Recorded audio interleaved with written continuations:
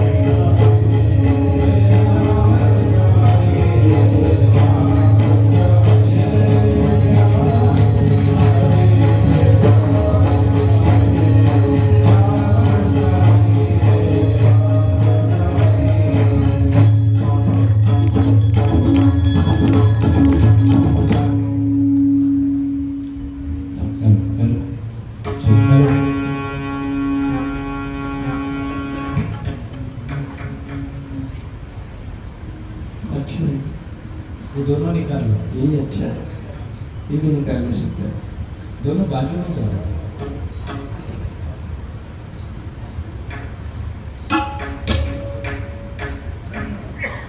थोड़ा भी जो गाता मेरा आवाज पीछे भूषित करा नवनीरदाभात पीतांबरा दरुणबिंब फलाधरोष्ठात् पूर्णेन्दु सुंदर मुखातरविंद नेत्रात् कृष्णात् परं किमपि तत्त्वमहं न जाने।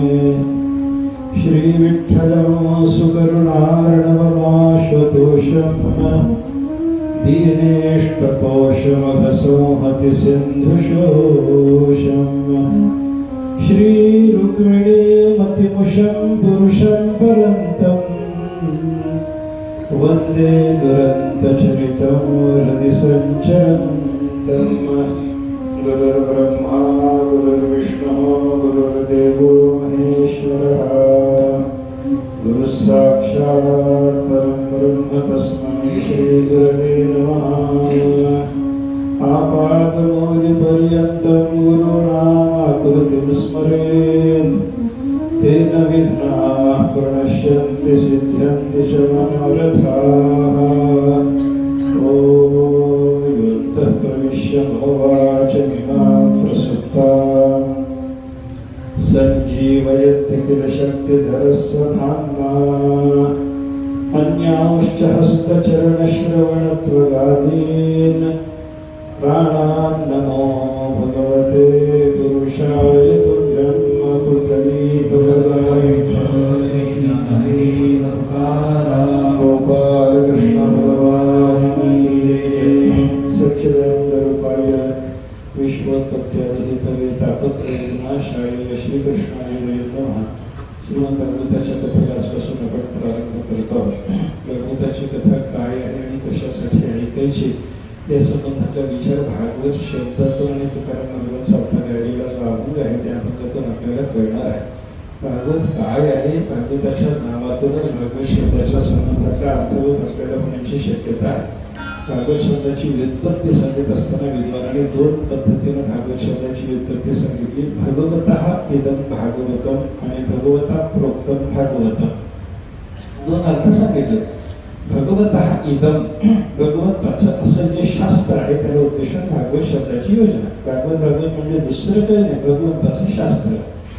देव काय आहे, भगवान कसा आहे, परमात्म्याचं स्वरूप काय आहे, परमात्म्याचं कार्य काय आहे, परमात्म्याच्या वेगळ्या वेगळ्या रूपाचा विचार कशा पद्धतीने आपल्याला पाहायला सापडतो, या संबंधातलं सगळं देवाच्या संबंधातलं शास्त्र। देवाचं स्वरूपही सांगावं, त्याच्या प्राप्तीचं उपायही सांगावं।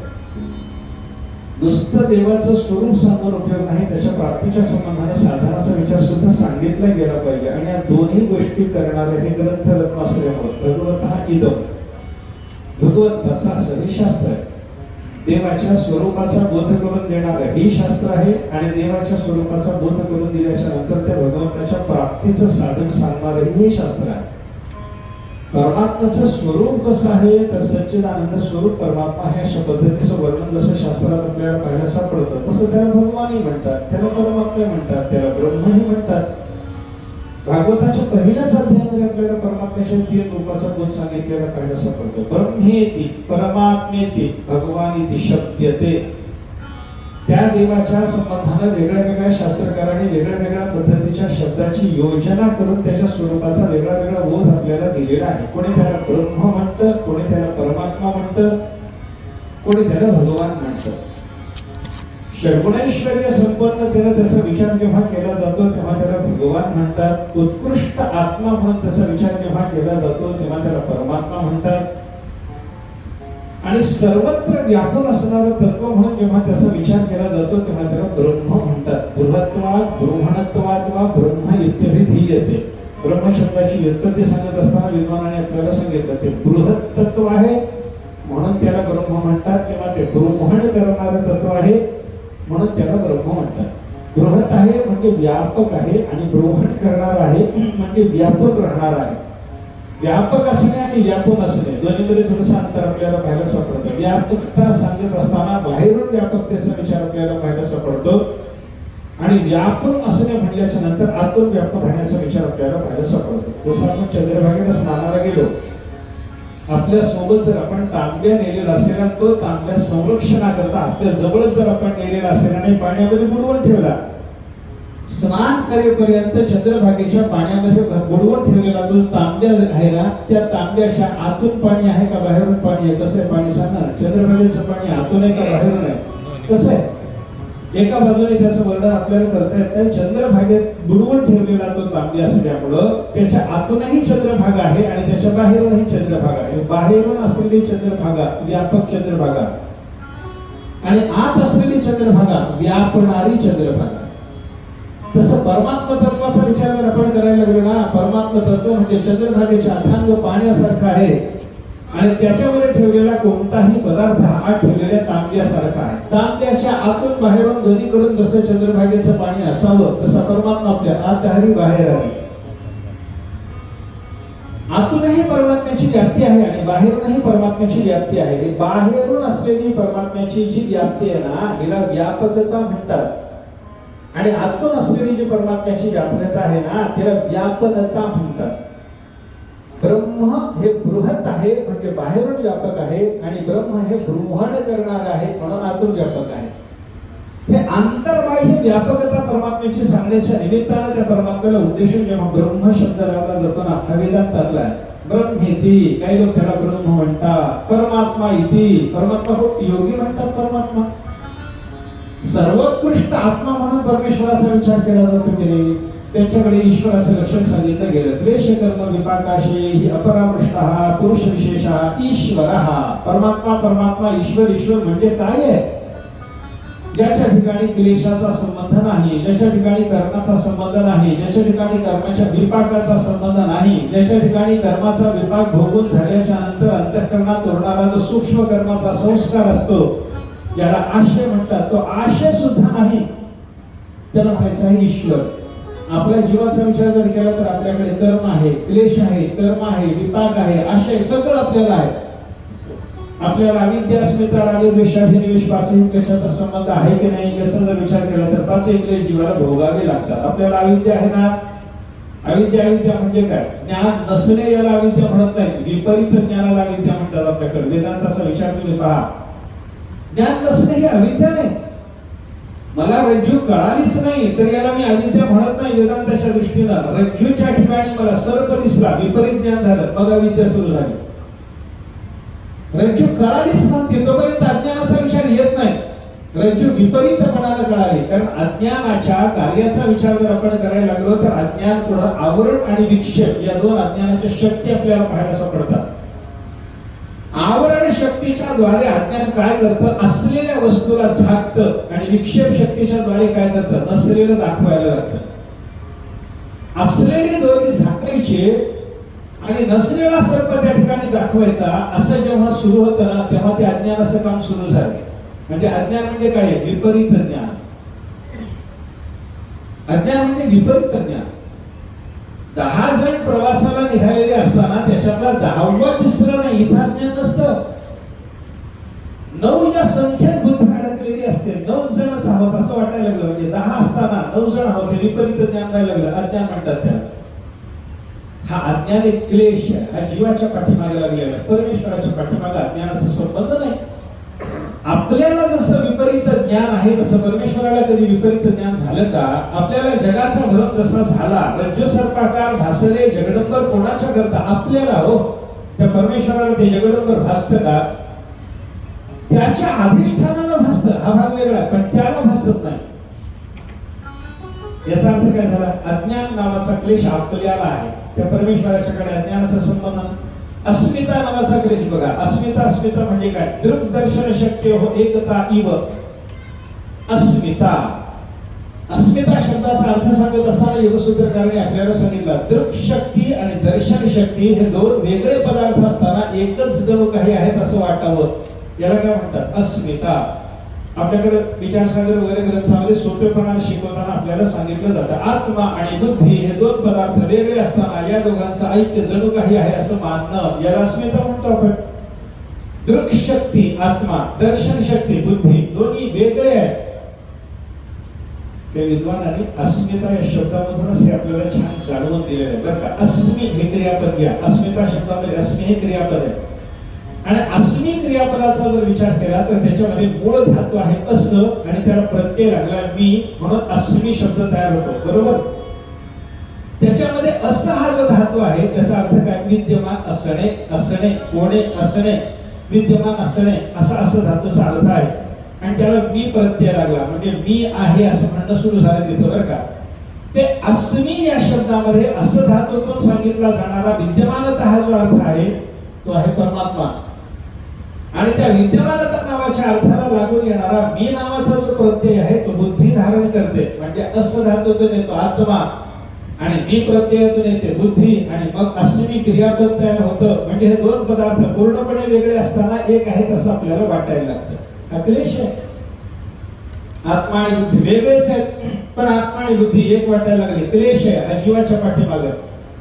परमेश्वराच्या पाठीमागे जीव आहे. आत्मा आणि बुद्धीला एक समजणं नाहीये. तो बुद्धीलाच म्हणतो, आत्मा आत्म्यालाच म्हणतो. आत्मा आत्मयाच्या ठाई देहीचे देहीचा धर्म देही, अशा पद्धतीचा विचार. याचे यास त्याचे त्यास, तू त्याने कासे राहते. तुकोबारा म्हणतात याचे धर्म याला, त्याचे धर्म त्याला. इकडचं तिकडं तिकडचं इकडं घेत बसायचं नाही. तेथील येथे येथील तेथे वेगळ्या कुठे गोड भावे. इथलं तिथं घ्यावं, तिथलं इथं घ्यावं. बुद्धीचे धर्म आत्म्या ठिकाणी लादायचे, आत्म्याचे धर्म बुद्धीच्या ठिकाणी लादायचे. कोण कुंथत बसतो म्हणतात महाराज. असं करून शहाणा माणूस कुंथत नाही, आपल्यासारखा माणूस मात्र कुंथत बसतो. आपल्याला बुद्धीच्या ठिकाणी आत्म्याचे धर्म, आत्म्याच्या ठिकाणी बुद्धीचे धर्म ऐक्यानं प्रतीत होत राहतात. हे काय आहे? अस्मिता नावाचा क्लेश. हा जीवाच्या पाठीमागे अविद्या, अस्मिता, राग. राग म्हणजे प्रेम, विषयाचं प्रेम आपल्या अंतःकरणात आहे. द्वेष, प्रतिकूलाच्या संबंधाने आपल्या अंतःकरणामध्ये निर्माण होणारी जी प्रातिकूल्याची भावना, याला द्वेष म्हणतात. हा द्वेष कोणाला आहे? सामान्य जीवाला. ईश्वराच्या ठिकाणी रागही नाही, द्वेषही नाही. आणि अभिनिवेश शब्दाचा अर्थ सांगितला मरणाचं भय. ते मरणाचं भय तरी कोणाच्या पाठीमागे? तुमच्या आमच्याच पाठीमागे हो. परमेश्वराच्या पाठीमागे मरणाचं भयही नाही. म्हणजे अविद्या, अस्मिता, राग, द्वेष, अभिनिवेश, एकही क्लेश नाही. क्लेशाच्या नंतर दुसरा प्रकार सांगितला कर्माचा. कर्म कोणाला? आपल्या पाठीमागे. परमेश्वराच्या पाठीमागे कर्म आहे का? कर्माचा विचार सांगताना योगसूत्रकार सांगतात कर्म अशुक्ल कृष्णाख्यम योगिनः त्रिविधम इतरेषा. कर्म 4 प्रकारचं सांगितलं गेलं, पण त्या 4 प्रकारच्या कर्मापैकी एकच कर्म योगी पुरुषाला समाधी सुखाला कारण ठरतं आणि बाकी 3 प्रकारचं कर्म इतरेषा, इतर सामान्य जीवाच्या पाठीमागे ते कर्म असतं. कोणतं कर्म? कृष्ण कर्म, शुक्ल कर्म, मिश्र कर्म. शुक्ल कर्म म्हणजे पुण्य कर्म, कृष्ण कर्म म्हणजे पाप कर्म आणि मिश्र कर्म म्हणजे पाप आणि पुण्याच्या मिश्रणात्मक अशा पद्धतीचं कर्म. हे कोणाच्या पाठीमागे? आपल्या पाठीमागे. योगी पुरुषाला कोणतं कर्म? अशुक्ल कृष्णाख्यम. त्या कर्मामध्ये शुक्लताही नाही आणि कृष्णताही नाही. आपण ज्याला पाप म्हणतो तसं पापही योगी पुरुषाच्या समाधी सुखाला कारण होत नाही. आणि आपण ज्याला पुण्य समजतो, ज्ञानोबाच्या भाषेत जर सांगायचं झालं तर त्याला शुद्ध पुण्य म्हणतात ना. पापात्मक पाप झालं की त्याच्याने नरकाला जाणं होतं, पुण्यात्मक पाप झालं की स्वर्गाला जाणं होतं. आणि माता ज्याने पाहिजे ते शुद्ध पुण्य. परमात्म्याला प्राप्त होण्याकरता म्हणून उपयोगी पडणारे जे कर्म त्याला शुद्ध पुण्य कर्म असं ज्ञानेश्वर महाराजांनी म्हणलं. ते शुद्ध पुण्य कर्म त्याला योग सूत्राच्या परिभाषेतला शब्द जर पाहायचा झाला अशुक्ल कृष्णाख्यम कर्म. ते शुक्लही नाही, ते कृष्णही नाही, ते पापात्मकही नाही, ते पुण्यात्मकही नाही. हे योगी पुरुषाला आहे. ते योगी पुरुषाकडे असलेलं शुद्ध कर्म सोडा आणि जीवाच्या पाठीमागे लागलेलं पाप, पुण्य आणि मिश्र असं 3 प्रकारचं कर्म सोडा. कोणतंही कर्म नाही देवाच्या बाबतीत. देवाच्या ठिकाणी कोणतं कर्म आहे? त्याला पाप आहे? नाही. त्याला पुण्य आहे? नाही. त्याला मिश्र कर्म आहे? नाही.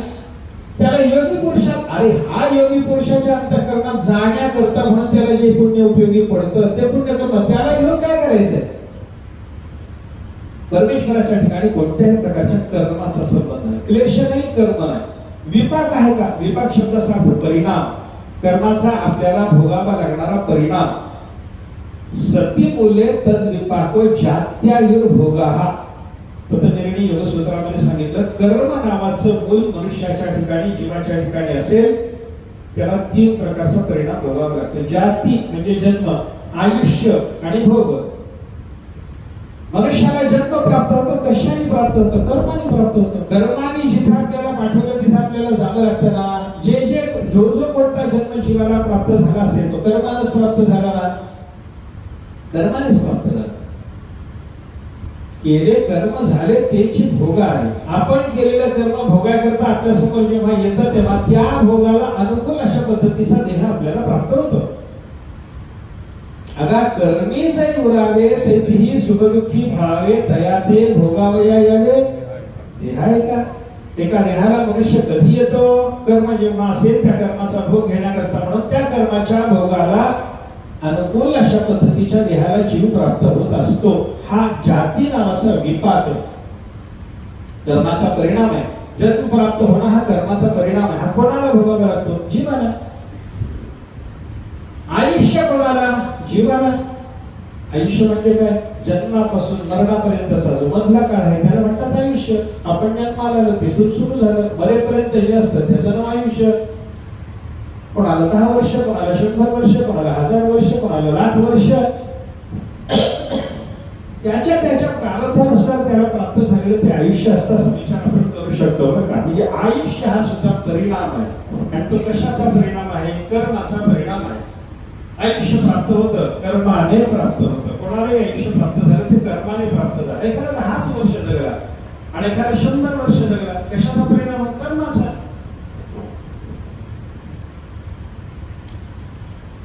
आयुष्य, जन्म, जाती, आयु आणि भोग हा आपल्याला प्राप्त होणारे सुख दुःखात्मक भोग. कशाचा परिणाम? कर्माचाच परिणाम.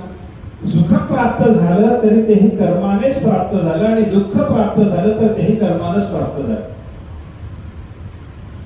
आपल्याला अनेकांच्या बाबतीवर असं आणि मोठ्या मोठ्या लोकांच्या ठिकाणी सुद्धा कर्माचाच भोग ना. भीष्माचार्याला शरपंजरी पडावं लागलं. 40 दिवस पर्यंत शरपंजरी पडलेले भीष्माचार्य अंतकाळात त्यांना भगवान जेव्हा दर्शन द्यायला गेले ते धर्मराजाला त्याचं समाधान करण्याच्या निमित्तानं धर्मराजाला घेऊन गेले होते. ते समाधान वगैरे करणं झालं. भीष्माचार्याने देवाला सांगितलं, देवा या चरणाकडे माझ्या उभे राहा, मला तुमचं दर्शन घेत देह त्याग करायचं, या उभे राहा. भगवंताला उभं केलं. हसत हसत देवाला विचारलं, देवा म्हणे विचारू काय? या जन्मात तर काही पाप केलं नाही म्हणे. या जन्मात माझ्याकडून कुठल्याही प्रकारचं पापकर्म घडलं नाही. पण सिद्धांत असा आहे की पाप असल्याशिवाय दुःखाची यातना नसते. आणि 40 दिवस झाले म्हणजे ही बाकीची दुःखाची यातना मी भोगायला लागलो. कुठला कर्म पाप? कुठल्या पापाचा परिणाम? देवाने सांगितलं तुम्हाला सिद्धांत मान्य ना? पाप असल्याशिवाय दुःख नसतं. हा सिद्धांत जर तुम्हाला मान्य असेल तर निमूटपणे गप्प बसून हे स्वीकारा की तुमचं कुठलं तरी पाप आहे, त्याच्याशिवाय हा दुःख भोग नसतो. हो देवा मान्य म्हणे, पण मला दाखवाल ना या जन्मात मी काही पाप केलेलं नाही हे जर मला ठाऊक असेल तर मी कोणत्या जन्मात पाप केलं मला जरा बघायचंय. माझ्यावर तुमची विशेष कृपा आहे, मी तुमचा भक्त आहे, तुमच्याकडे हट्ट घेऊ शकतो, म्हणून मी तुम्हाला विचारतो की देवा माझं कोणत्या जन्मातलं पाप आहे, कृपा करून दाखवा. देवाने त्यांना मागच्या जन्माचा चित्रपट दाखवायला सुरुवात केली. एक जन्म झाला, दुसरा झाला, सिरियल दाखवल्यासारखं एक एक एक एक दाखवायला सुरुवात झाली. हा याच्या मागचा जन्म. इथं काही केलं? काही नाही. याच्या मागे बघा काही आहे? काही नाही. अजून बघा मागे आहे? काही नाही. 100 जन्म मागे गेले भीष्माचार्य. त्या 100 जन्म मागे गेल्याच्या नंतर एक जन्म त्यांना असा दिसला की ते एक राजपुत्र आहे. शिकारीला गेले. शिकारीहून परत येत होते. परत येत असताना रस्त्यानं एक घोड्यावर बसून येताना रस्त्यात त्यांच्या एक सरडा पडला होता. याने त्याला बाण टोचला. बाणावर उचललं, बाजूला फेकला. तो बाजूला फेकलेला सरडा त्या निवडुंगाच्या पानावर पडला. त्या निवडुंगाच्या पानाचे सगळे काटे त्याच्या शरीराला टोचले आणि 40 क्षण तळमळून तो सरडा मेला. भीष्माचार्याने पाहिलं. देवाने विचारलं काय दिसलं का रे?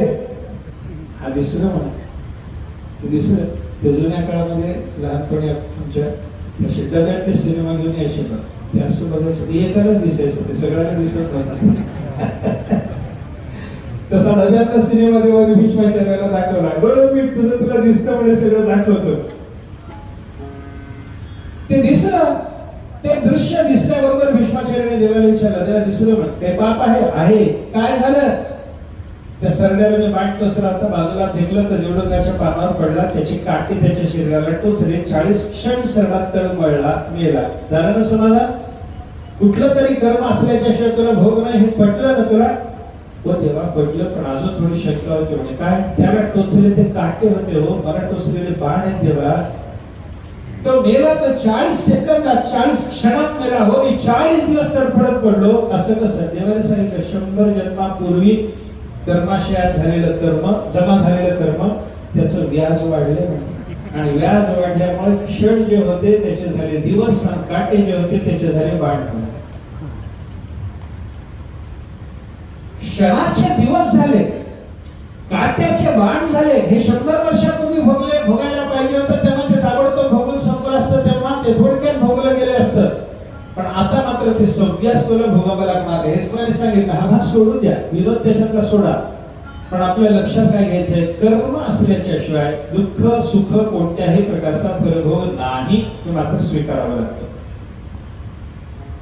हा काय कर्माचा परिणाम.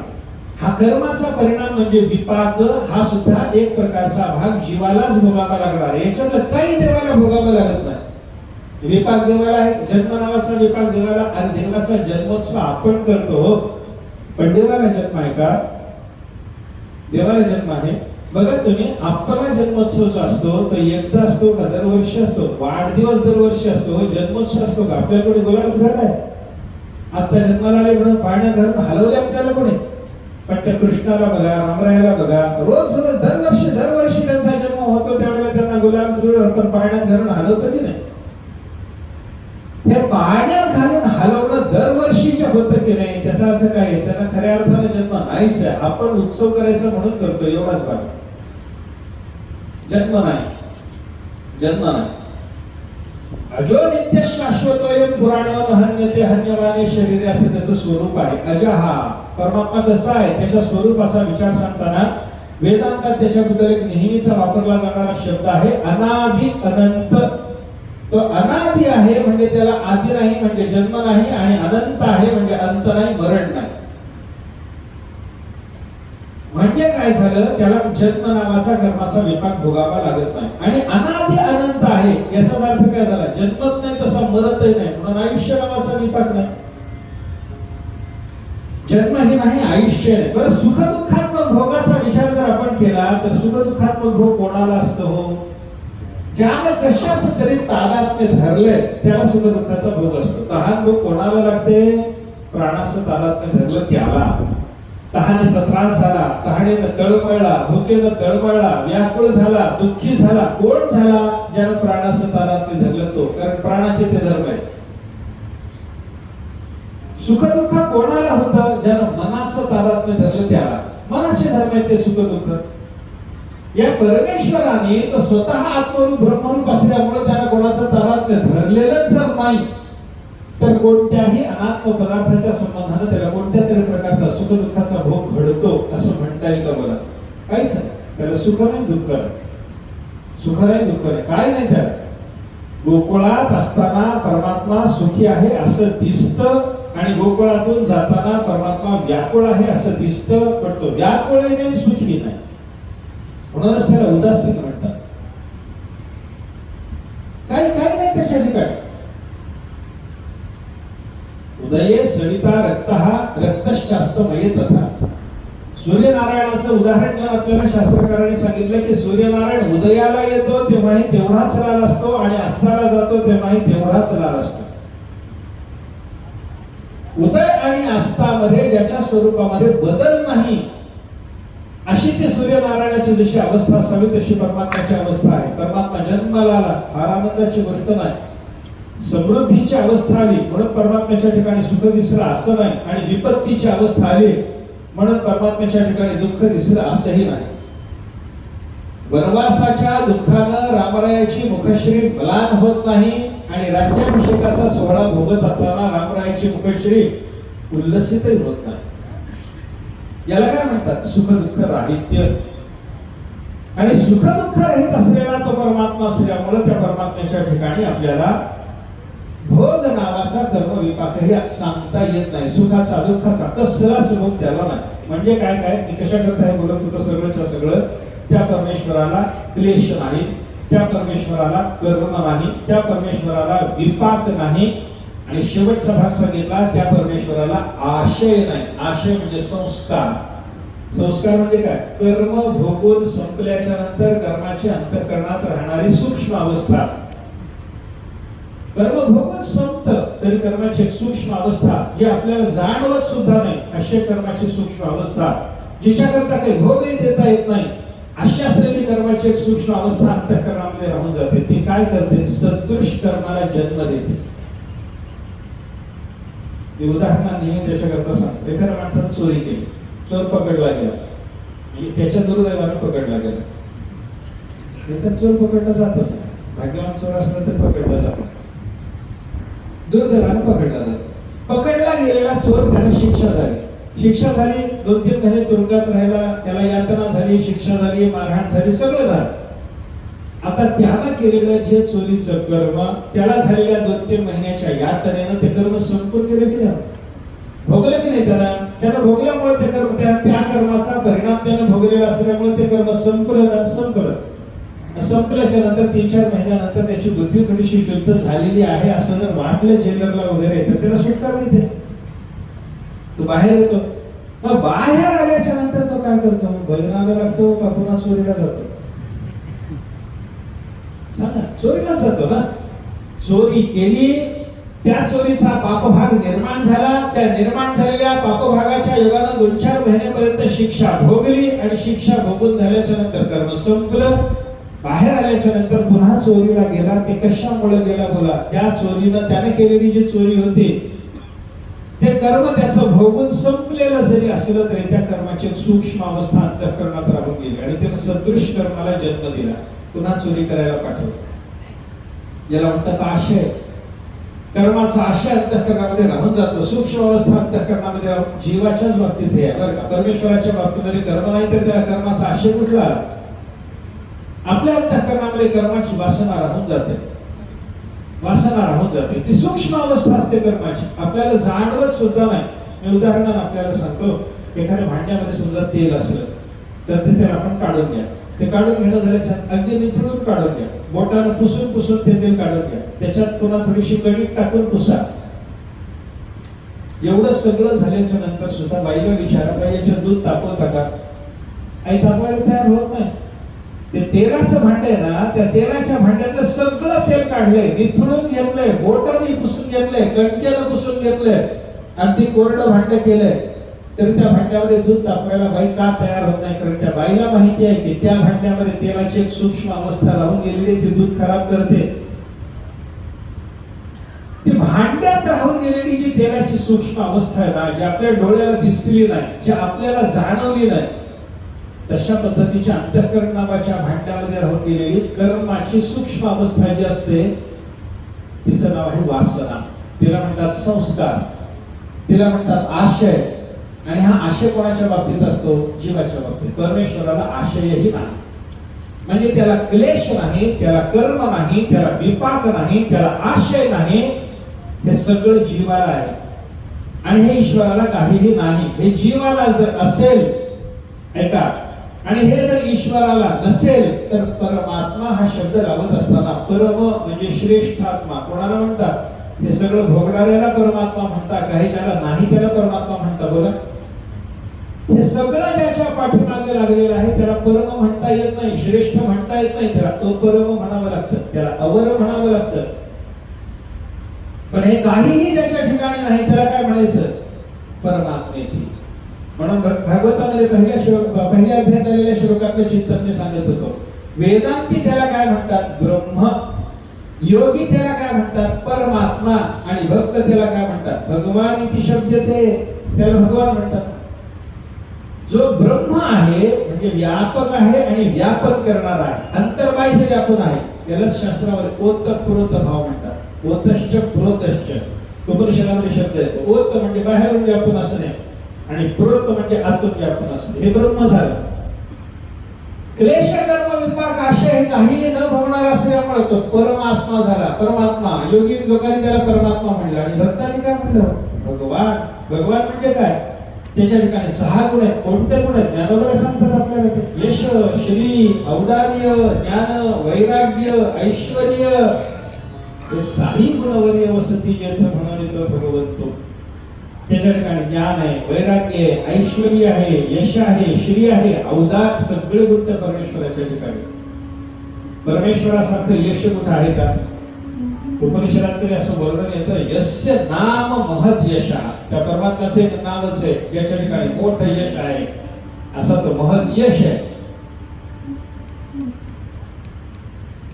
देव यशस्वी आहे. म्हणून तर गीतेच्या शेवटच्या अध्यायात सांगितलं, शेवटच्या श्लोकात काय सांगितलं? यत्र योगेश्वर कृष्णो यत्र पार्थो तत्र धाः तत्र श्रीर विजयो भूतिः ध्रुवा नीतिर्मतिर्मम. तो परमात्मा जिथं आहे तिथं नक्की विजय आहे. याचा अर्थ काय झाला? देवाच्या ठिकाणी यश आहे. आणि त्या देवाचा भक्त असलेला अर्जुन त्याचं नाव घेऊन अपयशी दिशेला गेलं तर आपल्याला विजय प्राप्त होत असं ज्ञानोबा सांगतात. तुझे नामे अपयशी लंघिजे दिशा. अपयशी दिशेला गेल्याच्या नंतर याचं नाव नाव घ्यावं अर्जुनाचं, अपयश जिथे येतं आपल्याला त्या दिशेला जावं, विजय प्राप्त होतो. मग हे जर अर्जुनाचं सामर्थ्य असेल तर सगळं विजय परमात्म्याच्या ठिकाणी एक वटला, नवल काय? यश, श्री, त्या भगवंताच्या ठिकाणी श्री नावाचा गुण आहे. श्री म्हणजे काय? लक्ष्मी. श्री म्हणजे काय? मुखकांती. परमात्म्याच्या ठिकाणी दोन्ही रूपाने श्री आहे. परमात्मा सुंदरही आहे आणि परमात्मा लक्ष्मी संपन्न, ऐश्वर्य संपन्नही आहे. भगवंताच्याकडे संपत्तीला काय कमी आहे महाराज? अरे श्रीमंत हा जो शब्द आहे त्याने मुळामध्ये दुसऱ्या कोणाला लागत नाही, तो भगवंतालाच लागतो. कारण श्री म्हणजे लक्ष्मी, ती त्याची बायको असल्यानं श्रीने युक्त तोच आहे. आपल्याला उगी म्हणायचं श्रीमंत. परमेश्वराच्या ठिकाणी श्रीमंती, लक्ष्मी त्याची बायको, त्याची दासी, त्याच्या चरणाची सेविका, म्हणजे त्याच्या ठिकाणी श्री आहे. सोन्याच्या नगरात राहतो, अजून काय संपत्तीचं त्याच्याबद्दल बोलावं? 56 कोटी यादवाचा परिवार सांभाळतो, अजून काय श्रीमंतीचं गणित सांगतात? एक बायको एक पोरग सांभाळत नाही आपल्याला, आणि त्याला मात्र 56 कोटी यादवाचा परिवार सांभाळताना 16,108 बायका. हो, एक तिथं दुसरी खपत नाही आपल्याकडे. 16,108 बायका, सगळा परिवार व्यवस्थित रीतीने सुवर्णाच्या नगरामध्ये नेऊन सांभाळला नाही परमात्म्याने. म्हणजे काय झालं? याच्याकडे संपत्तीला काही कमी नाही. हा जाईल तिथं संपत्ती, हा जाईल तिथं संपत्ती. गोकुळात भगवान आल्याबरोबर गोकुळ सगळं समृद्ध झालं की नाही? नाथराजांनी अभंगातून असं वर्णन केलेलं आहे की भगवान गोकुळात येण्याच्या पूर्वी गोकुळात जी झाडं होती, परमात्म्याचं आगमन झाल्यानंतर प्रत्येक झाड कल्पवृक्ष झाले. भगवान गोकुळात येईपर्यंत गोकुळात जे खडे गोटे होते, देवाचं आगमन झाल्याबरोबर त्या प्रत्येक खड्या गोट्याला चिंतामणित्व प्राप्त झालं. काय संपत्तीला कमी आहे त्याच्या? गावातल्या प्रत्येक खड्या गोट्याला जो चिंतामणी करतो, गावातल्या प्रत्येक गाईला ज्याला कामधेनू करता येतं, गावातल्या प्रत्येक झाडाला ज्याला कल्पवृक्ष करता येतं, नाथमालांनी केलेल्या वर्णनानुसार जर आपण पाहिलं ना, तर गोकुळामध्ये देवाचं आगमन होण्याच्या पूर्वी काही घरं जुनी झालेली, त्यांच्या भिंती पडायला झाल्या होत्या, म्हणजे अशा वाकलेल्या, जमिनीला टेकायला आलेल्या भिंती. पण भगवंताचं आगमन झालं की त्या भिंती पुन्हा सरळ झाल्या, स्थिर झाल्या. एकही घर पुन्हा पडलं नाही गोकुळात. श्रीमंताला त्याच्यात काय कमी आहे महाराज? असा श्रीमान, श्री संपन्न, आणि श्री शब्दाचा दुसरा अर्थ मुखकांती असतो. परमात्म्याकडे मुखकांती, त्याच्याबद्दल काही बोलायला नको. काय गोड मुख आहे भगवंताचं, सुंदर ते ध्यान, मोठे विटेवरी, त्याचं वर्णन सगळ्यांनी केलेलं आहे का? राजरस सुकुमार मदनाचा पुतळा, रवी शशी कळा गोपलीला, अशी वर्णन त्या भगवंताच्या संदर्भात केलेली आहेत त्याने. बघा, मुखकांती, श्री शब्दाचा अर्थ मुखकांती. सगळ्या शरीराचं सौंदर्य सोडून द्या, मुखकांतीचा विचार करा. देवाच्या मुखावर असलेल्या कांतीचा, सौंदर्याचा विचार करा. किती सौंदर्य! मी गमतीने सांगतो आपल्याला. नल दमयंतीचं चरित्र आहे आपल्याकडे. नल दमयंती, नल राजा, दमयंती त्याची राणी, यांचं चरित्र आपल्याला ऐकायला मिळतं. महाभारतातही आहे. नैषधीय चरित्र नावाचं जे काव्य आहे, म्हणजे 5 काव्याची व्युत्पत्ती शिकवली जाते, त्याच्यात शेवटचं जे काव्य आहे त्याला नैषधीय चरित्र त्याचं नाव आहे. त्या नैषधीय चरित्रामध्ये नल दमयंतीचा आख्यान, त्याच्या त्या हर्षविषद पंडिताने, कवीने, त्या काव्याच्या निर्मात्याने त्या दमयंतीच्या सौंदर्याचं वर्णन करताना तिच्या चेहऱ्याचं वर्णन केलं. त्याचा चेहरा एवढा सुंदर होता, एवढा सुंदर होता की त्याला त्रिभुवनाला वेड लागलं होतं. माणसाला, देवांना, सगळे देवतेनं माझ्या गळ्यात माळ घालावी म्हणून लागायच होते. इतकी सुंदर ती दमयंती दिसते. ती दमयंती एवढी, तिचा चेहरा कशामुळे सुंदर झाला? हो, त्या कवीने कारणाचा शोध घेतला. तेव्हा कवीच्या असं लक्षात आलं की ब्रह्मदेवानं दमयंतीचा चेहरा निर्माण करत असताना चंद्रातली मुठभर माती काढून घेतली आणि त्या मातीचा तो चेहरा केला. चंद्रात तो काळा डाग दिसतो की नाही, ब्रह्मदेवानं दमयंतीच्या चेहऱ्याकरता ती मुठभर माती काढून घेतली असं तो खड्डा. असं हर्षविशाचं वर्णन. आता मला सांगा, एका चंद्रातल्या 1 मुठभर मातीनं निर्माण झालेला चेहरा, एका चंद्रातल्या 1 मुठभर मातीनं निर्माण झालेला चेहरा जर त्रिभुवनाला वेळ लावू शकत असेल, तर देवाच्या सौंदर्याचं वर्णन करताना ज्ञानोबाला काय बोलले? तुझी निधळी कोटी चंद्र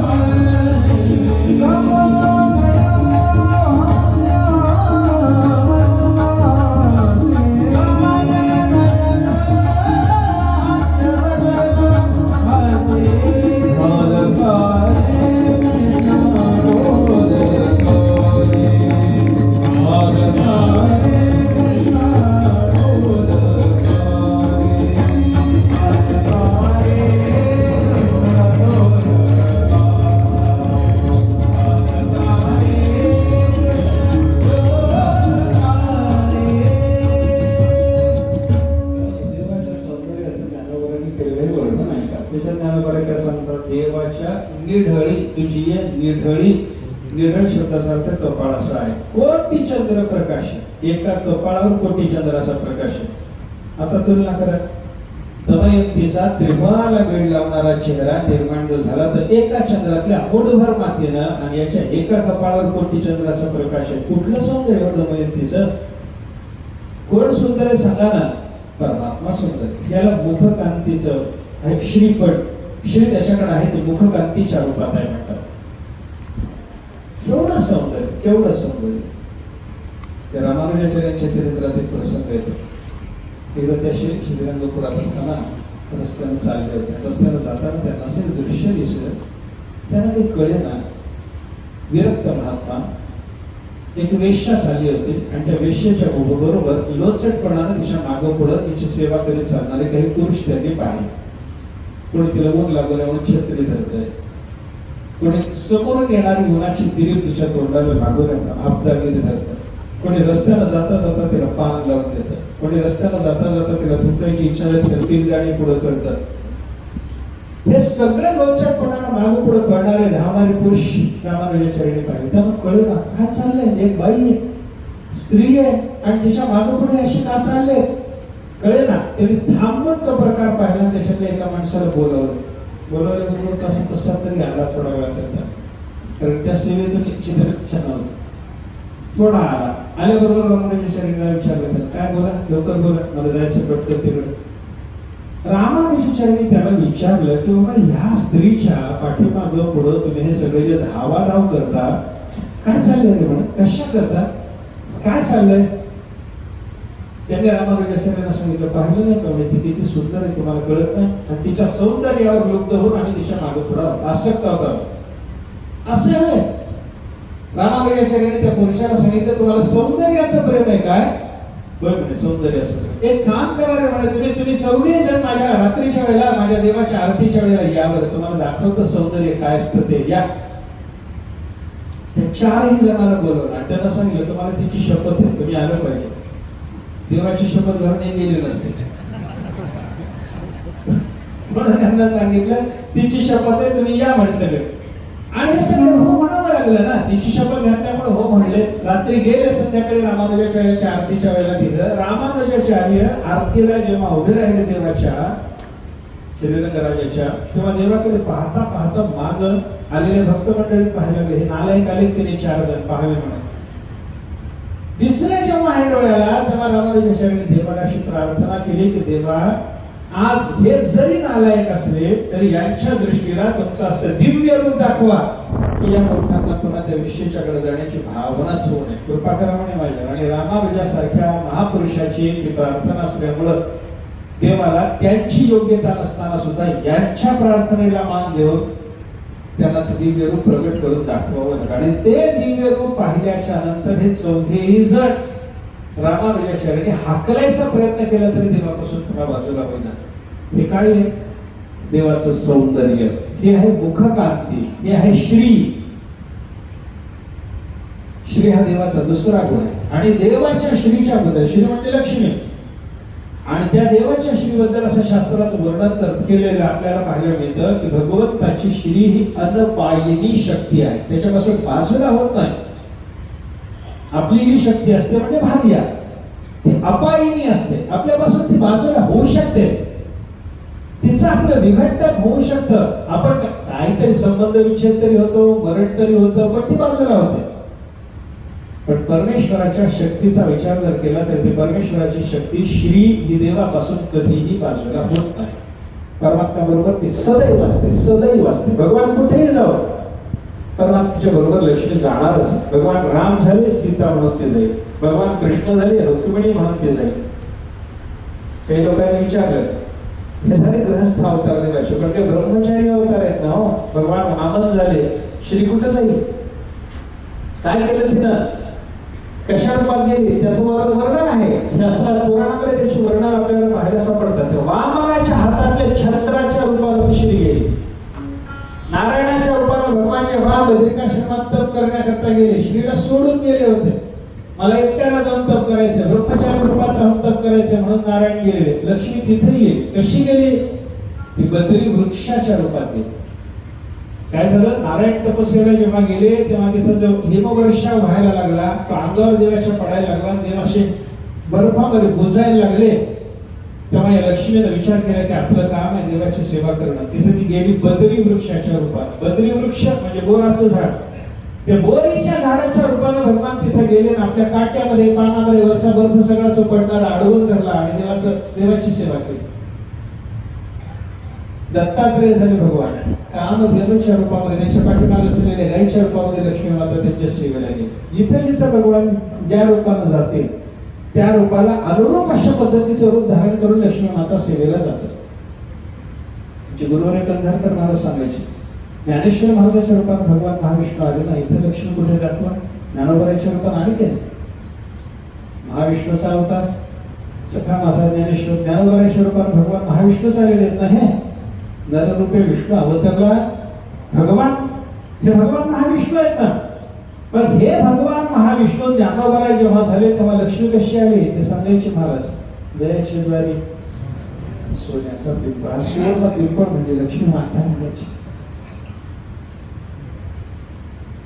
भगवंताच्या सेवेकरता भगवान इथे येणार आहे हे माहिती असल्यामुळे ती लक्ष्मी माता अगोदरपासून त्याच्या दारामध्ये उभी आहे. जाई तिथं परमात्म्याच्या बरोबर राहणारी असल्यामुळे देवाची अनपायिनी शक्ती आहे. श्री हा देवाचा गुण आहे. यशश्री, औदार्य, भगवंताचा औदार्य फार मोठं. देवाचा औदार्य कसं आहे? तुझे औदार्य जाणवे स्वतंत्र, देता म्हणसी पात्रा पात्र, कैवल्यासे पवित्र वैर्याही धरे. मोक्षासारखी पवित्र वस्तू आपल्या वैर्याला सुद्धा देवाने द्यावी एवढं देवाचं औदार्य. त्याच्यासारखं उदार कोणी नाही. देवासारखं उदार कोण? देव उदार थोड्यासाठी फार देऊ जाणे. तुकाराम म्हणतात थोड्यासाठी फार देऊ जाणे. मुठभर पोहे घ्यायचे, सुदाम्याला सोन्याचं नगर द्यायचं, थोडेसाठी फार दिवसात. असा तो उदार आहे. यश, श्री, औदार्य, ज्ञान. ज्ञान नावाचा गुण आहे देवाच्या ठिकाणी. आता हे ज्ञानाच्या बद्दल थोडासा मतभेद लोकात आहे. ज्ञान हे देवाचं स्वरूप आहे का ज्ञान हा देवाचा गुण आहे? देवाच्या ठिकाणी ज्ञान हा जर गुण मानला तर तुम्ही नैयायिक ठरता, आणि देवाचं ज्ञान जर स्वरूप मानलं तरच तुम्ही अद्वैत वेदांती ठरता. मग गुणाच्या यादीमध्ये ज्ञानाला कसं घालता? तर त्याचं उत्तर असं आहे की स्वरूप ज्ञान हे वेगळं आणि वृत्ती ज्ञान हे वेगळं. स्वरूप ज्ञान हे स्वरूप आहे आणि वृत्ती ज्ञान हे गुणरूपात येतं, आणि ते धारण केल्याच्या शिवाय उपदेश करता येत नाही. भगवान श्रीकृष्ण परमात्मा म्हणजे स्वरूप ज्ञानच आहे, पण स्वरूप ज्ञान असलेल्या श्रीकृष्णाला वृत्ती ज्ञान घेतल्याच्या शिवाय गीतेचा उपदेश करता येत नाही, उद्धवार भागवत सांगता येत नाही. हे ज्ञानोपदेशाकरता म्हणून देवाने धारण केलेले जे वृत्ती ज्ञान आहे ते देवाच्या ठिकाणचा गुण आहे. वैराग्य, पाचवा गुण वैराग्य. देवाच्या सारखं वैराग्य कोणाचं नाही. अरे ज्या गोकुळाचं एवढं प्रेम, त्या गोकुळाचा त्याग केल्याच्या नंतर परमात्मा त्या गोकुळाकडे परत येतही नाही. वैराग्य नाही. ऐश्वर्याचा विचार केला तर त्याच्यासारखं ऐश्वर्य कोणाचंच नाही. संत महात्म्यांनी आपल्या पांडुरंगाच्या ऐश्वर्याचं वर्णन करताना सांगितलं, सकाळी उठून देवाच्या दर्शनाला जा, थोडं भाविक नजरेनं त्या देवाकडे बघा. तिथं त्याच्या दर्शनाकरता वाळवंटापासून महाद्वारापर्यंत कोणाची दाटी हो? कोण आले तिथं?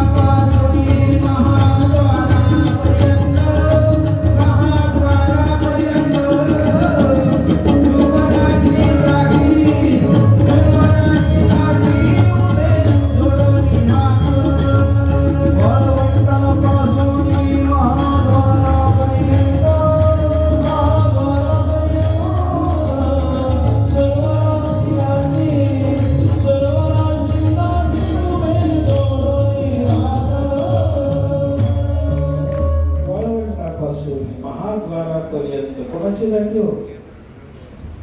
कुणीतरी केडे मकोडे नाही, सुरवरांची दाटी हो. देवामध्ये श्रेष्ठ, सुर म्हणजे देव आणि वर म्हणजे श्रेष्ठ. देवात श्रेष्ठ असलेल्या लोकांची दाटी तिथं आहे म्हणे. वाळवंटापासून महाद्वारापर्यंत देवाधिदेवांची दाटी आहे. त्या दाटी वाटेला कधी एकदा देवाचं दर्शन होतं म्हणून इकडून तिकडून बघत असतात. पण देवात श्रेष्ठ असलेल्या देवांनी सुद्धा त्याच्या दर्शनाकरता नित्य लालायित असावं. याच्याविषयी ऐश्वर्य कोणतं? इंद्र, चंद्र, महेंद्र यातेची पूजिती. इंद्राने पूजा करावी, चंद्राने पूजा करावी, महेंद्राने पूजा करावी. ऐश्वर्य असे यश, श्री, औदार्य, ज्ञान, वैराग्य आणि ऐश्वर्य जे 6 गुण आहेत की नाही, या 6 गुणाला उद्देशून संस्कृतामध्ये भग शब्दाची योजना आहे. भग म्हणजे 6 गुण. षण्णाम भग इति ईरणा, या 6 गुणाला उद्देशून भग म्हणतात. आणि या भगाने युक्त म्हणजे 6 गुणांनी युक्त, षड्गुणैश्वर्य संपन्न असं झालं की त्याला म्हणतात भगवंत. भगवान इति शब्दते. मी कशा करता बोललो? भागवत म्हणजे काय? भगवतः इदम, भगवंताचं शास्त्र. भगवंताचं शास्त्र म्हणजे काय? परमात्म्याचा वेगळ्या वेगळ्या पद्धतीने शास्त्रकारांनी जो बोध आपल्याला दिला त्याला कोणी ब्रह्म म्हणले, कोणी परमात्मा म्हणले, कोणी भगवान म्हणले. ब्रह्म कोणी म्हणले? वेदांत्याने. परमात्मा कोणी म्हणले? योग्यानी. आणि भगवान कोणी म्हणलं? भक्तानी. ते कशामुळे म्हणलं, त्याची कारण काय, याचा विचार आपण आतापर्यंत विस्ताराने थोडासा पाहण्याचा प्रयत्न केला. असा तो ब्रह्मही आहे, परमात्माही आहे, भगवानही आहे.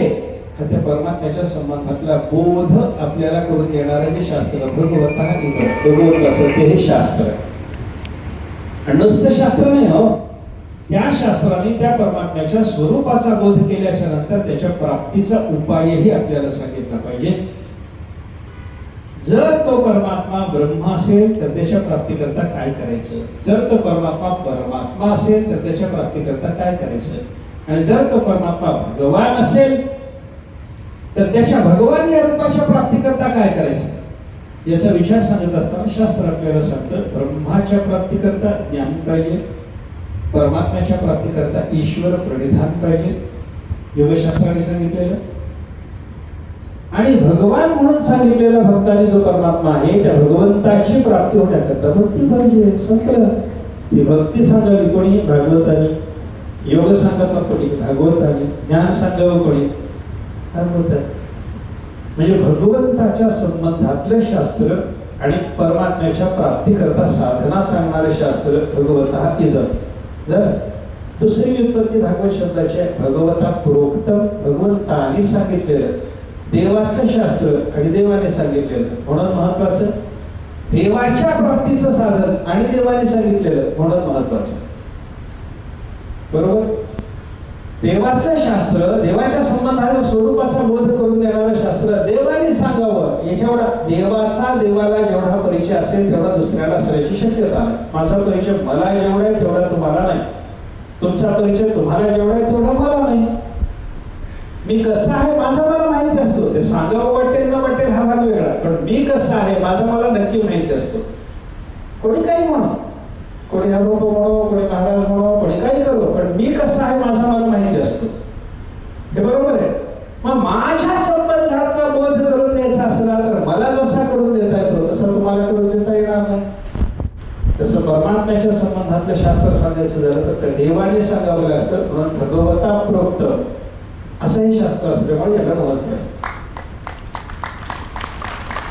आणि देवाच्या प्राप्तीच्या साधनाचा विचार करत असताना सुद्धा ते प्राप्तीचं साधन तरी कोणी सांगावं. माझ्या गावाला यायचं तुम्हाला तर माझ्या गावाला कसं यायचं तुम्ही सांगून सांगता. माझ्या गावाला येण्याचा रस्ता मी सांगावा का तुम्ही सांगावा? मीच सांगितला पाहिजे. या रस्त्याने या, व्यवस्थित या, या रस्त्याने या, अडचणी येतील ते सांगता येईल की मला. मीच त्या गावचा असल्यामुळे माझ्यापर्यंत येऊन कोणचा करता सांगायचा मार्ग मीच सांगितला पाहिजे. तसं भगवंताच्या प्राप्तीचं साधन सांगत असताना ते जर भगवंताने सांगितलं जास्त योग्य ठरणार. म्हणून देवाच्या संबंधातले शास्त्र सांगणारा परमात्मा, देवाच्या प्राप्तीचं साधन सांगणार, देवाच्या प्राप्तीचं साधन सांगणारे शास्त्र सांगणारा परमात्मा.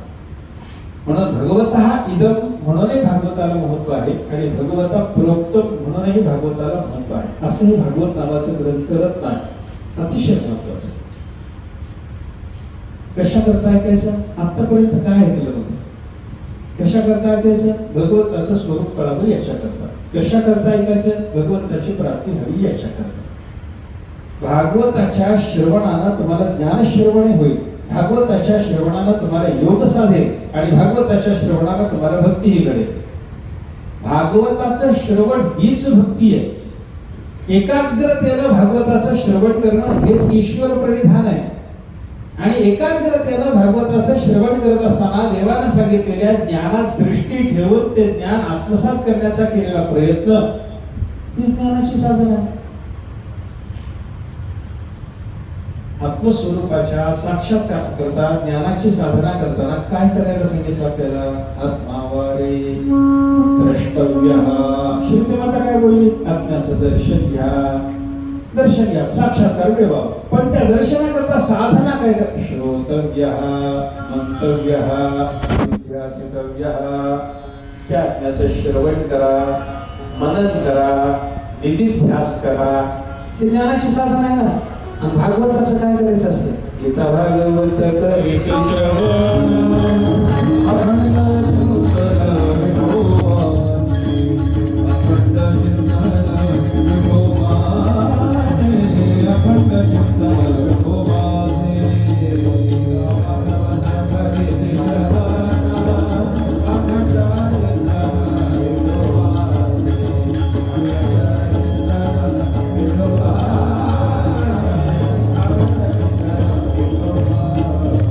गीता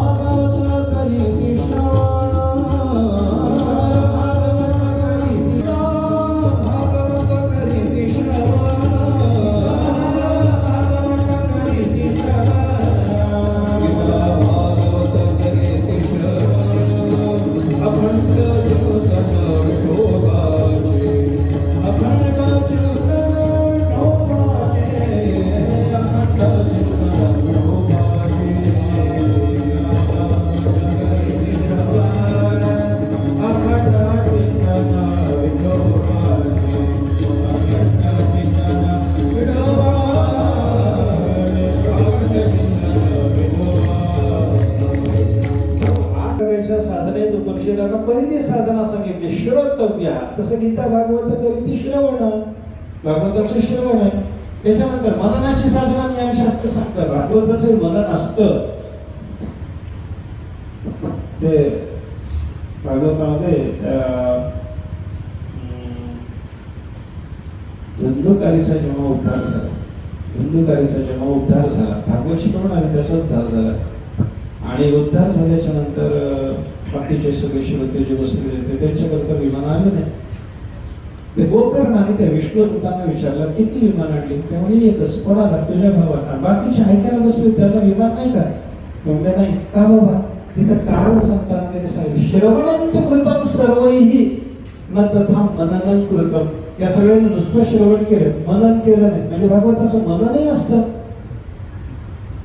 ज्ञानाची साधना नाही का ही? आत्मावारे द्रष्टव्य, त्याच्याकरता पहिली साधना श्रोतव्य. गीता भागवत करीती श्रवण, सदासेव्या श्रीमद भागवती कथा यस्याः श्रवण मात्रेण हरिश्चित्तम समाश्रये. भागवताच्या श्रवण मात्रानं हरी आपल्या चित्तामध्ये येतो, हे श्रवण. न तथा मननं कृतम, तसं सगळ्यांनी मनन केलं नाही. तुझ्या भावाने मनन केलं, बाकीच्यांनी मनन केलं नाही. म्हणजे भागवताचं मनन नाही, हे ज्ञानाची साधना नाही का? म्हणजे भागवताचं एकाग्र चित्ताने श्रवण करणं, त्याचं मनन करणं, त्याचा निधिध्यास करणं, अशी साधना करण्यामध्ये भागवतातूनच आपल्याला ज्ञान साधना घडते. ईश्वर प्रणिधानाचा विचार करा. ईश्वर प्रणिधान भागवतानं होतं की? प्रणिधान म्हणजे जवळजवळ भक्तीचं.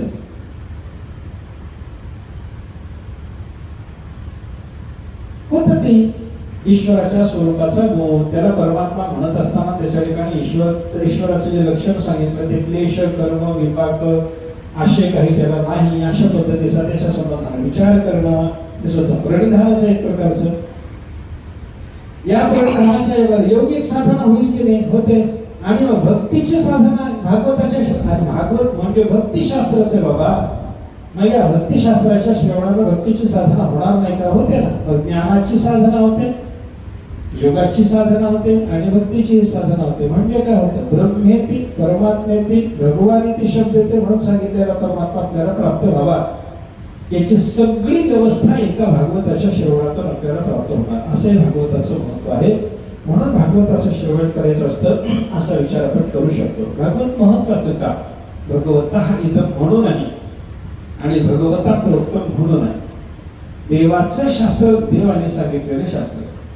सुखाच्या प्राप्तीकरता मनुष्याची सगळी धडपड जी चालू आहे की नाही, त्या धडपडीला यश येण्याकरता सोप्यात सोपी साधना कोणती असेल?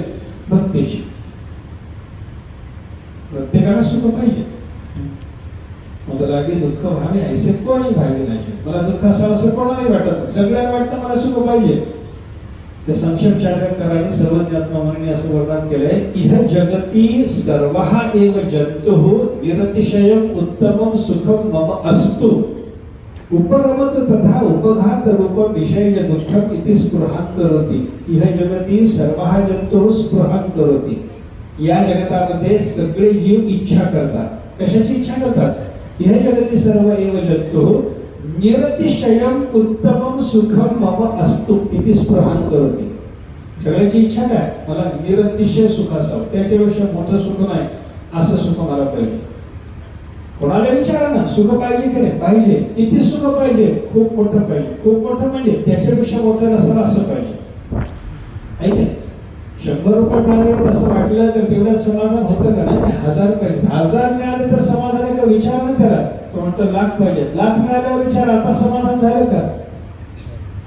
जे मिळाल्याच्या नंतर आता पुढे काही मिळायचं शिल्लक राहिलंच नाही, अशी भावना होणार आहे. असं सुख प्राप्त होणार. याला निरतिशय म्हणजे अतिशय हा निर्गतः यस्मात्. अतिशयता त्याच्यातून निघून गेलेली आहे, ते सगळ्यात मोठं जे सुख आहे त्याला निरतिशय म्हणतात. त्या निरतिशय सुखाची इच्छा आहे. आणि उपरमत तथा, त्याचप्रमाणे माझ्या ठिकाणून हे निघून गेलं पाहिजे. काय? विषय दुःखम, प्रतिकूल विषयाच्या संयोगातून मला होणारी दुःख नावाची संवेदना माझ्यापासून निघून गेली पाहिजे, उपराम झाली पाहिजे, माझ्यापासून बाजूला झाली पाहिजे, अशी प्रत्येकाची इच्छा आहे. मग काय करा? सुखाची इच्छा आहे. प्रत्येकाला सुखाची इच्छा जर असेल, बघा तुम्ही कोणत्याही जीवाच्या बद्दल सुखाची इच्छा त्याला आहे की नाही विचारलं तर हो म्हणावं लागतं त्याला. बरोबर आहे, सुखच पाहिजे सगळ्यांना. सुखम सर्वाय रुच्यते. सर्वाय रूप होत नाही पण ते काही लोक गमतीनं म्हणतात सुखम सर्वाय रुच्यते. सुख सगळ्यांना आवडतं, सगळ्यांना आवडतं. सुखासारखे एक बिरबल भाषाच्या कथेत एक कथा आहे तेव्हा एकदा भाषेचा दरबार भरला. सगळे लोक येऊन बसलेले असताना बादशाहाने सगळ्यांना एक प्रश्न विचारला आणि एक असं उत्तर द्या म्हणे मला, तर माझ्या एका प्रश्नाचं उत्तर द्या की इथं बसलेल्या सगळ्या लोकांच्या मनात असलेला एकच विचार सांगायचा, नेमका एकच. सगळ्याच्या मनात असलेला पाहिजे असा एक विचार सांगा. सगळ्याच्या मनात काय विचार सांगा बरं. आता कोण सांगत? तुमच्या मनात काय मला माहित नाही, माझ्या मनात काय तुम्हाला माहित नाही, त्यांच्या मनात काय तुम्हाला माहित नाही, तुमच्या मनात काय त्यांना माहित नाही, बाजूच्या मनात काय आपल्याला जर कळत नाही तर सगळ्याच्या मनातलं कुठलं सांगणार होतं? आमची मुलगी तर म्हणायची बायकोच्या मनातलं तुला कळलं ना, सगळ्याच्या मनातलं कुठलं सांगतोस? काही कळत नाही ना कोणाच्या मनात काय आहे. सगळ्याच्या मनातलं एकच सगळ्याच्या मनातला विचार सांगायचा. बिरबल सगळ्याला बादशाह सगळ्याला विचारायला बिरबलाची पाळी जेव्हा आली बिरबलाला सांगितलं सरकार सांगतो म्हणे सगळ्याच्या मनात एकच विचार सगळ्याच्या मनातला सांगतो. काय विचार? त्यानं उठून सांगितलं सरकार या सगळ्याच्या मनावर तुमचं भलं व्हावं एवढाच विचार आहे. विचारा म्हणे होते नाही काय म्हणते ना कोणाला विचारलं तर काय हो तुमच्या मनात राजाचं भलं व्हावं आहे म्हणतीलच मनात काही असू द्या हो. राजाचं तळपट वाजलं पाहिजे असं जरी मनात असलं तरी त्याच्या समोर म्हणताना हो हो हो अगदी कर असंच म्हणावं लागणार ना.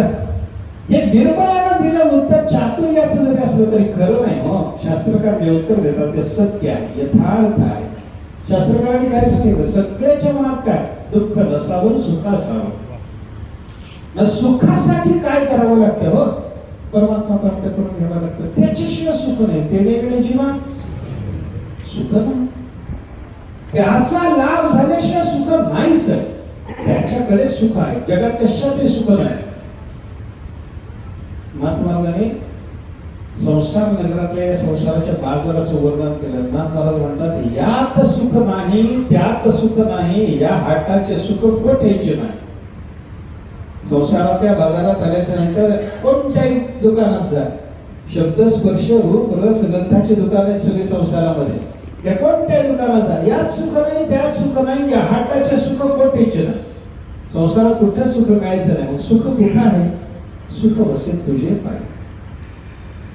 देवाच्या ठिकाणी सुख आहे. देवाच्या ठिकाणी सुख का आणि संसारात सुख का नाही? उपनिषदाने त्याची कारण सांगितलीत आपल्याला. यो वै भूमा तत्सुखम नाल्पे सुखम असते. हे दोन वाक्य बघा. जो भूमा म्हणजे व्यापक आहे त्याच्या ठिकाणी सुख आहे आणि जे व्यापक नाही, जे परिच्छिन्न आहे, जे अल्प आहे त्याच्यात सुखाचा संबंध नसतो. देशतः कालतः वस्तुतः कुठली तरी अल्पता ज्या वस्तूच्या ठिकाणी आहे अशा परिच्छिन्न वस्तूमध्ये सुख नाही. मग जगातल्या संसारातल्या कोणत्याही विषयाचा विचार जर केला तर तिथं परिच्छिन्नता आहे म्हणून सुख नाही. आणि परमात्म्याचा विचार जर केला तर तो परमात्मा व्यापक आहे म्हणून सुखरूप आहे. सुखरूप असलेल्या त्या परमात्म्याची प्राप्ती करून घेतली तरच सुख प्राप्त होतं. ते नेहमी जीवात सुख होतं. त्याच्याशिवाय सुख नाही. मग त्याच्या प्राप्ती करता काय करा? सगळ्यात सोपी साधना भक्तीची आणि त्या भक्तीच्या साधनेची सगळ्यात सोपी साधना श्रवणाची असल्यामुळं भागवतासारख्या सद्ग्रंथाचं श्रवण केलं की आपलं कल्याण होतं असं तुकाराम महाराज सांगतात. त्या भागवताचा आपल्याला 5-6 दिवसात विचार करायचा आहे. आज प्रारंभाला थोडासा उशीर जरी झालेला असला तरी पुढची कार्यक्रमाची व्याप्ती आणि मलाही थोडं साळंगीपर्यंत जाऊन यायचं असल्यामुळं माझ्या ठिकाणी ज्ञान करतो. ज्ञानेश्वर महाराज तुकाराम महाराजांचं नामस्मरण करून भागवताची आरती होईल. आज या ठिकाणी थांबतो. उद्याला मात्र वेळेवर सुरुवात करता येईल. आपल्याला बरोबर 1 वाजता सुरुवात करायची. श्री ज्ञानदेव